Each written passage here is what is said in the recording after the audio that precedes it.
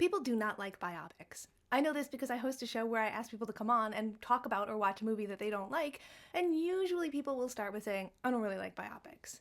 That being said, I watched Lee, which is streaming now on Hulu, so you can check it out, and I was pleasantly surprised because I too don't usually like biopics, but I found this one to be pretty damn interesting and compelling, although flawed in places. So let's get into it. Obviously, the acting by Kate Winslet is phenomenal. I did not have any doubt that an actress of her caliber could carry a story about a female photographer who used to work for Vogue and who was, when she was younger, a model who then becomes a wartime photographer during the Second World War and winds up taking some of the most horrifically, beautifully iconic photos of the aftermaths and what happened in internment camps. And this tells her story.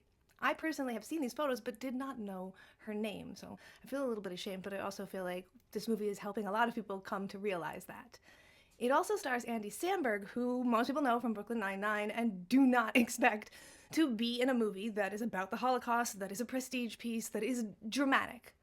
And I have to say, I'm really surprised, and I enjoyed his performance. His affectation of speech is a little strange, but he is playing a character for which he has a striking resemblance in reality, and that's kind of how that person spoke. So if you can just let that go and engage in it, it's a really great performance by someone who is normally doing comedic work, who is trying this for the first time, and I want to see more of that, definitely. Now here's your spoiler alert. If you haven't seen this movie and you don't want to know everything about it, stop watching right now, because I do have to say, I found the way that this was constructed to be not super great. It tries to have two big twists at the end, and I won't tell you what the twists are, although you can look at my Letterboxd review to find out what they are.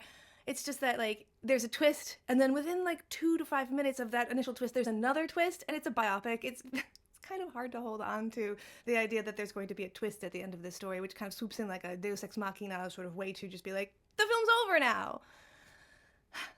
That being said, there are a lot of scenes that really are well constructed. It's really beautiful, it's really well shot, the acting is decent caliber across the board.